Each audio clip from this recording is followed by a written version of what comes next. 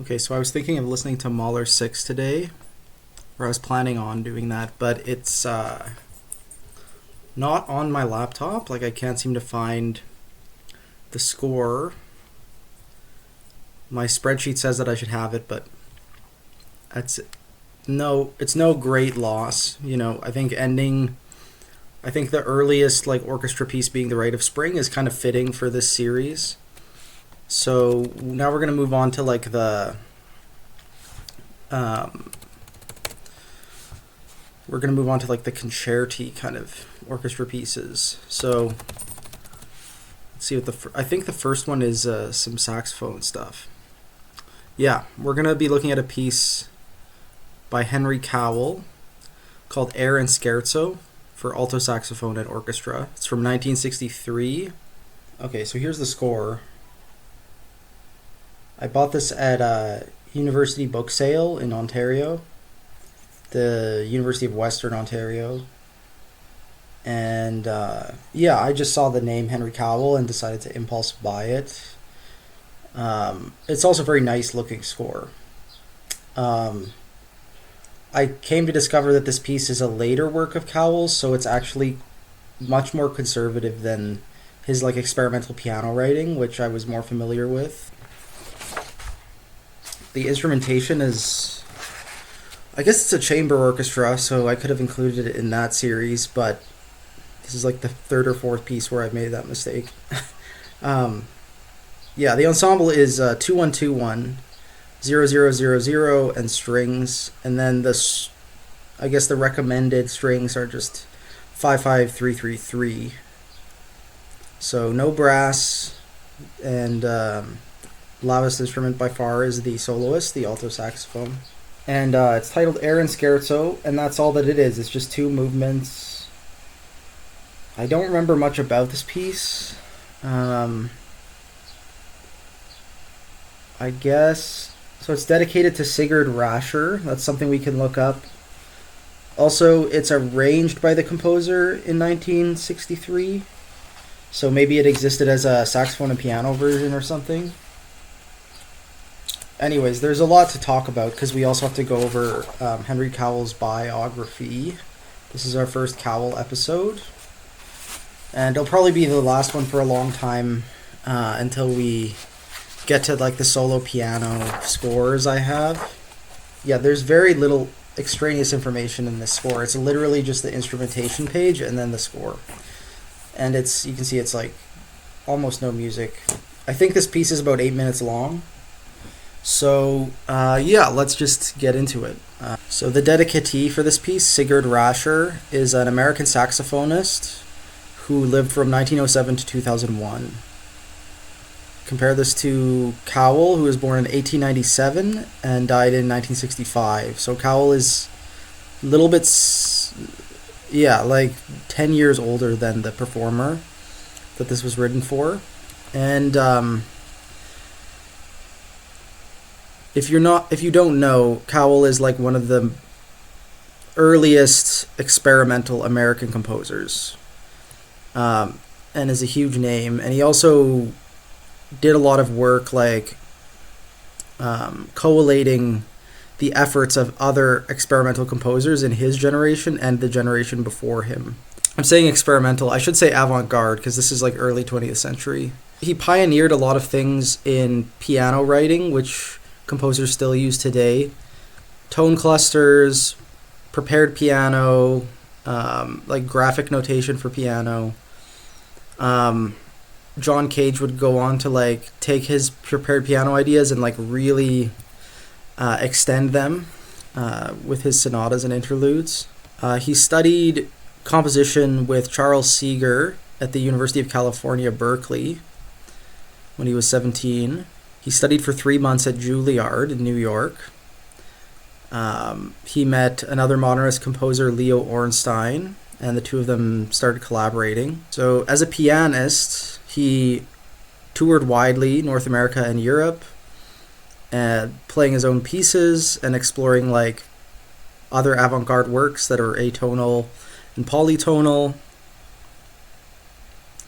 This is in the 1920s. The 1920s was actually a very experimental period in Europe and America for like classical music. He published this book called New Musical Resources between like 1920 and 1930.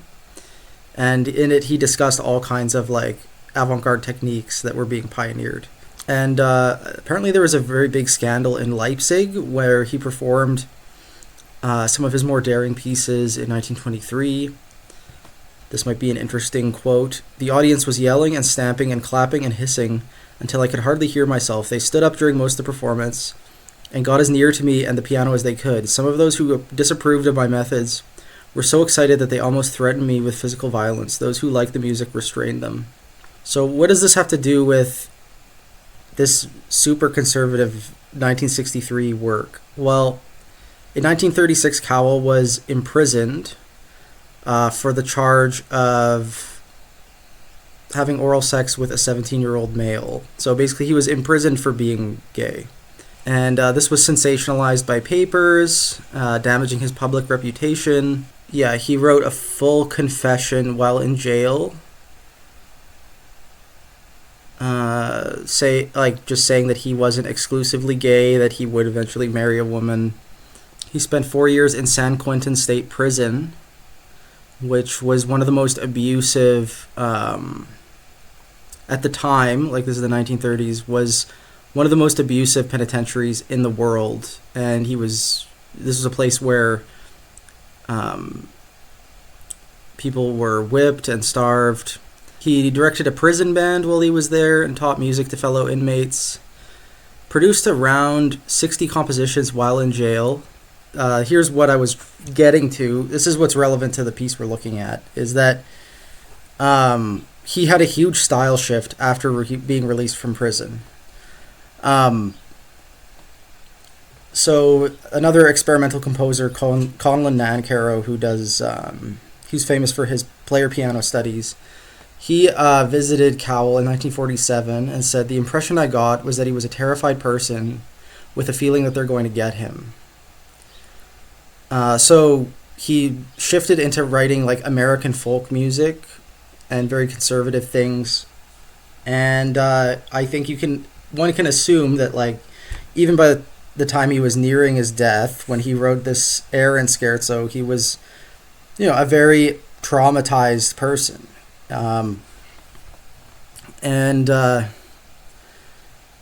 year after composing this, or I guess orchestrating it, he was diagnosed with colorectal cancer, and